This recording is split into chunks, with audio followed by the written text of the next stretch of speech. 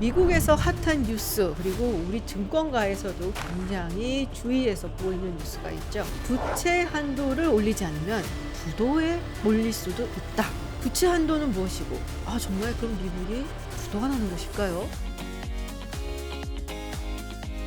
기본적으로 정부는 이 국민으로부터 거둔 세금을 통해서 이거를 운영을 하고 그리고 정부 예산을 꾸려나가게 되어 있죠. 그런데 만약에 이 지출이 세금보다 훨씬 더 많으면 어떻게 하냐? 우리가 일상적으로 생각하듯이 정부도 빚을 져야 됩니다. 그래서 국채를 발행하기도 하고 여러 가지 방법을 쓰게 되어 있는데요. 근데 미국에는 조금 신기한 것이 있습니다. 우리가 생소하게 좀 안 들어본 개념인데요. 바로 부채 한도입니다. 생소할 수밖에 없는 것이 전 세계에서 GDP 비율이 아니라 그냥 그 절대 금액으로 부채 한도가 있는 나라가 딱 두 나라밖에 없거든요. 근데 미국이라고 처음부터 이 부채 한도가 있었던 거는 아니에요. 원래 미국의 의회는 정부의 돈, 예산 이런 것들을 관리를 하고 굉장히 컨트롤을 하는 그런 기구로 만들어졌거든요. 그래서 예전에 미국 재무부에서 우리가 무슨 특별한 목적이 있어서 아니면 무슨 프로젝트를 하기 위해서 빚을 땡겼어야겠다, 국채를 발행하겠다, 그러면은 이 건별로 의회에서 승인을 해주곤 했습니다. 예를 들면은 파나마 운하를 만들어야 되는데 돈이 필요하다, 그래서 국채를 판매하겠다라고 하면은 그거를 의회에서 승인을 해주는 식이었죠. 그런데 1917년 미국이 좀 느지막이 1차 세계대전에 참전을 하게 됩니다. 이 전쟁이 예전에 봤던 거하고 또 상황이 다르고 과연 언제 끝날지도 모르겠고 얼마나 돈이 들어갈지 모르겠다 하는 상황이었죠. 그래서 이 군사작전을 지원하기 위해서 국채를 발행하려고 했고, 그리고 1917년 초에 제1차 자유채권법을 통과시켜서 상당한 권한을 이 재무부에게 주기 시작을 합니다. 그런데 이 1차 자유채권법이 그렇게 큰 효용이 없었어요. 그래서 같은 해 9월에 2차 자유채권법을 통과를 시킵니다. 1차 자유채권법에서 정해놨었던 상한액을 조금 더 높이고 국채를 더 많이 팔기 위해서 단기 그리고 장기 그리고 훨씬 더 다양화하기도 했죠.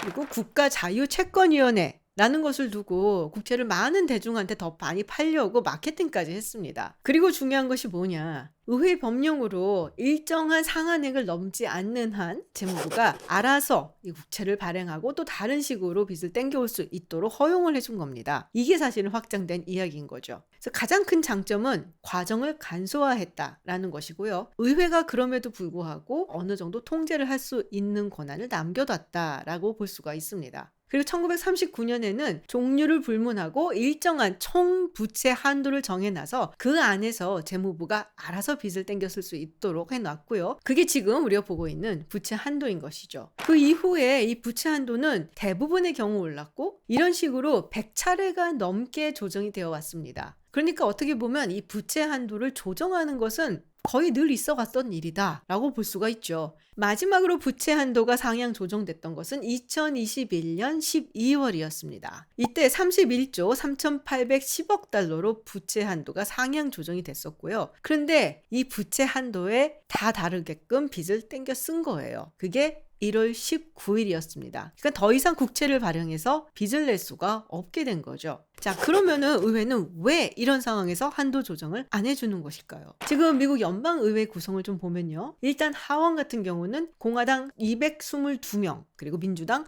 213명으로 구성이 되어 있습니다. 상원은 민주당이 48명, 공화당이 48명, 그리고 민주당 성향을 가진 인디펜던트가 3명. 그래서 약간 민주당 쪽으로 더 기울어져 있죠. 하원 측에서 이 상향 조정을 두고 백악관과 씨름을 하고 있는 건데요. 일단 케빈 메카시 하원 의장이 이끌고 있는 공화당 우위의 하원에서는 통과는 시켜드릴게. 그렇지만 조건이 있다. 조건을 내걸고 있습니다. 그러면서 내놓은 법안이 있는데요. 이 법안 이름이 Limit, Save, Grow Act of 2023입니다. 어떤 내용이 담겨 있냐? 한마디로 2024년 회계연도의 예산을 확 줄여라 입니다. 미국 연방 예산의 지출에는 크게는 재량 지출 그리고 의무 지출이 있습니다. 의무 지출 같은 경우는 포뮬라, 즉 공식 같은 게 있고 대체적으로 그대로 굴러가는 거라서 갈등이 많이 없는데 민주당과 공화당이 주로 싸우고 또 이거를 깡내 올리내 하는 부분이 바로 이 재량 지출 분야입니다. 이 재량 지출 분야는 또 국방과 비국방 분야가 있는데요. 비국방 분야에는 교육이라든지 보건,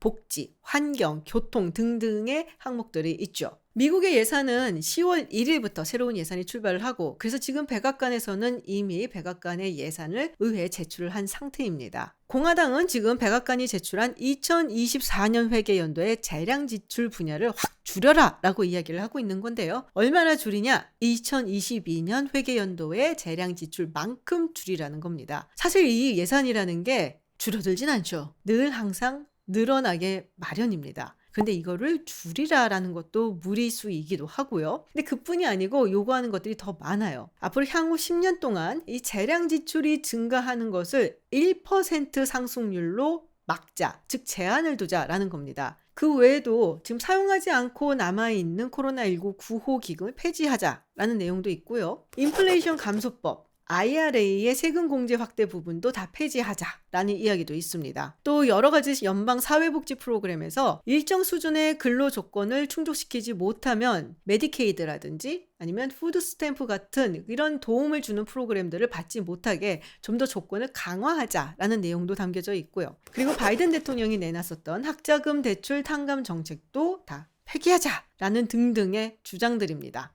그렇게 하면 2024년 3월 31일까지 데드라인을 주고 1조 5천억 달러는 더 부채 한도를 늘려줄게 라는 겁니다. 자, 여러분 들으시기만 해도 절대 백악관에서 안 바뀌었구나 라는 생각이 들겠죠. 특히 IRA라든지 또 학자금 대출 탕감 정책 같은 경우는 이 바이든 대통령이 야심차게 내놓은 정책이기도 하고요. 내년에 또 대선이 있지 않습니까? 절대 포기할 수 없는 정책이기도 합니다. 이렇게 계속 협상이 난항이 계속되니까 바이든 행정부 측에서는 이러면 우리가 수정헌법 14조까지 들고 나올 수 있다라는 이야기가 나오고 있어요. 자, 수정헌법 14조에 뭐가 담겨져 있길래 이걸 이용할 수 있다고 얘기하는 걸까요? 예전에 제가 다른 영상에서 수정헌법 13조, 14조, 15조는 남북전쟁이 끝나고 난 뒤에 이 흑인 노예들을 자유인으로 풀어주고 이들에게 시민권을 주고 그런 큰 골자를 담은 법안들이다라고 말씀드린 적이 있어요. 그런데 이 수정헌법 14조에 어떤 내용이 담겨져 있냐면요. 반란 또는 반란 진압에 대한 연금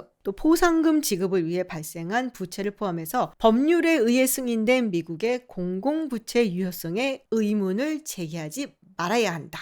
그러니까 한마디로 남북연합군과 싸우느라고 든 돈 혹은 그와 관련돼서 쓸 돈에 대해서 정부가 진 부채는 무조건 갚아야 된다라는 겁니다. 자, 이게 무슨 얘기냐면요. 남북전쟁이 끝난 다음에 이 남부주들이 다시 연방으로 들어오게 되죠. 그런데 상원 같은 경우는 주마다 2개 의석이 주어지는데 하원은 인구수에 비례해서 의석이 주어지게 됩니다. 그런데 여러분들 제가 다른 영상에서 한번 소개해드린 적이 있는데요. 이 흑인 노예들을 한 명으로 치느냐 마느냐 설왕설래를 했었던 적이 있습니다. 그래서 내린 결론이 한 명은 말고 5분의 3으로 하자. 그런데 남북전쟁이 끝난 다음에 노예제가 폐지가 되고 이 흑인 노예들은 이제 노예가 아니라 자유인이 됐습니다. 그러면은 온전하게 한 명으로 쳐줘야겠죠. 남부의 인구가 많아진 거예요. 그러면은 의석수도 따라서 많아질 수밖에 없는 거죠. 이렇게 되면은 연방의회에서 남부연합의 주들의 입김이 세질 수도 있고 보복성 행위를 할 수도 있겠다라는 생각이 든 겁니다. 예를 들면 연방 군인들에게 연금을 안 주겠다라고 해버린다든지 그리고 남북전쟁을 치르기 위해서 연방이 돈을 대출했었던 기관들에게 우리 그 부채 안 갚아요 라고 남부가 장악한 연방의회에서 말을 할 수도 있다라는 것이죠. 그런 걱정이 드니까 정부가 가지고 있는 부채는 갚아야 된다라고 아예 그냥 명시적으로 거기에 표기를 한 거예요. 그런데 또 그렇게 따지고 보면 헌법보다 아래에 있는 법률로 부채 한도를 정해놓는다라는 것이 위헌일 수도 있겠다라는 생각이 들기도 하죠. 그래서 바이든 대통령과 이 백악관에서는 우리가 수정헌법 14조에 따르면 부채를 무조건 갚아야 되기 때문에 부채 한도에 개의치 않고 국채를 발행할 수도 있다라고 으름장을 놓는 겁니다. 물론 이 부분에 대해서는 법적인 해석이 분분하고요. 그리고 만약에 진짜로 그렇게 하면은 연방대법원까지 가겠죠. 그리고 연방대법원은 여러분들 잘 아시는 대로 보수가 6대 3으로 우위에 있습니다. 지금까지 이야기를 들으셨지만 사실 그래서 이거는 경제적이라기보다는 정치적 싸움에 훨씬 더 가깝습니다. 그래서 이른바 치킨 게임이라고도 이야기를 하죠. 여기서 이제 중요한 두 플레이어가 바이든 대통령 그리고 케빈 메카시 하원 의장이죠. 이런 초에 이 케빈 메카시 하원 의장이 선출은 됐는데 정말 힘들게 선출됐다라는 거 제가 또 영상으로 만들어서 보여드린 바 있는데요. 하원 의장이 되기 위해서 이 케빈 메카시 의장이 약속을 했었던 것 중에 하나가 바로 이 연방 예산을 2022년 회계 연도 수준으로 맞추겠다라는 거였고요. 또 본인이 양보를 해야 되는 것도 있었어요. 예전과 다르게 하원 의장 불신임 투표안을 한 명이라도 마음에 안 들면 낼 수 있게끔 허용을 해준 것이었죠.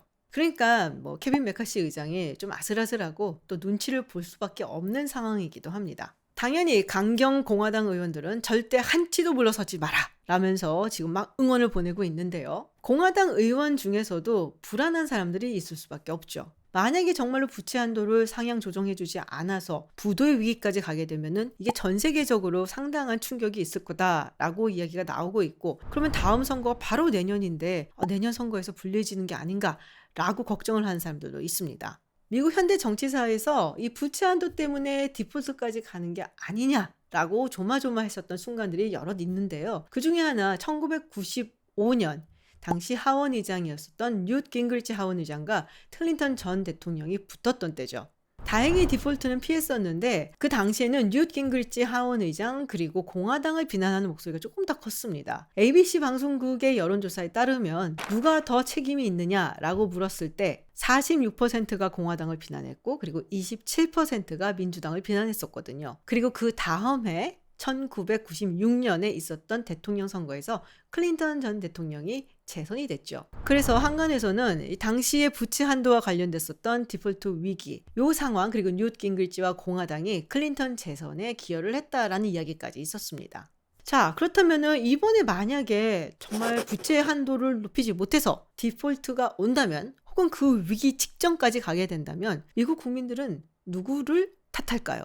이 부분에 대해서는 조금 애매하긴 한데요. 일단 이제 민주당도 이 책임에서 피할 수는 없다. 왜냐면은 현직 대통령이니까요. 그리고 선거가 내년에 있는데요. 여기서 민주당이 상원에서 그렇다면 의석을 잃을 가능성이 더 높아진다라고 얘기를 합니다. 내년 상원 선거에는 33석이 걸려져 있는데요. 이 중에 10석은 현재 공화당이 차지하고 있고요. 또 20석은 민주당이 차지하고 있습니다. 원래 가진 게 많으면 잃을 것도 많은 법이고요. 여기서 만약에 디폴트 상황까지 가게 된다면 아마도 민주당은 상원에서 상당히 고전을 하지 않겠냐라고 보고 있죠. 그렇다고 해서 공화당은 마냥 좋은 건 아닙니다. 어쨌든 하원은 공화당이 차지하고 있죠. 그리고 현재 하원이 공화당의 손에 있다고 하더라도 의석수 차이가 얼마 안 나거든요. 그래서 이런저런 이유로 디폴트는 양쪽에게 굉장히 부담스럽기 때문에 어떻게든 협상을 하고 타협점을 찾아내지 않을까라는 생각을 합니다. 가장 쉬운 게 이 코로나 기금을 환수하는 부분이고요. 또 바이든 대통령이 어찌됐건 장점 중에 하나가 의회와의 협상을 상당히 노련하게 한다라는 부분이죠. 예전에 오바마 대통령하고는 상당히 차이가 나는 부분인데요. 오바마 전 대통령은 상원의원도 사실 굉장히 짧게 했었고 그래서 의회하고 특히 공화당하고 사이가 그렇게 좋지는 않았습니다. 오죽하면 미치 매코넬 상원의원이 당시 오랜 동료이기도 했었던 바이든 당시 부통령에게 전화를 해서 그런 말을 했다고 하죠. 도대체 백악관에는 협상이라든지 합의라든지 이런 걸 할 줄 아는 인간이 없는 거냐?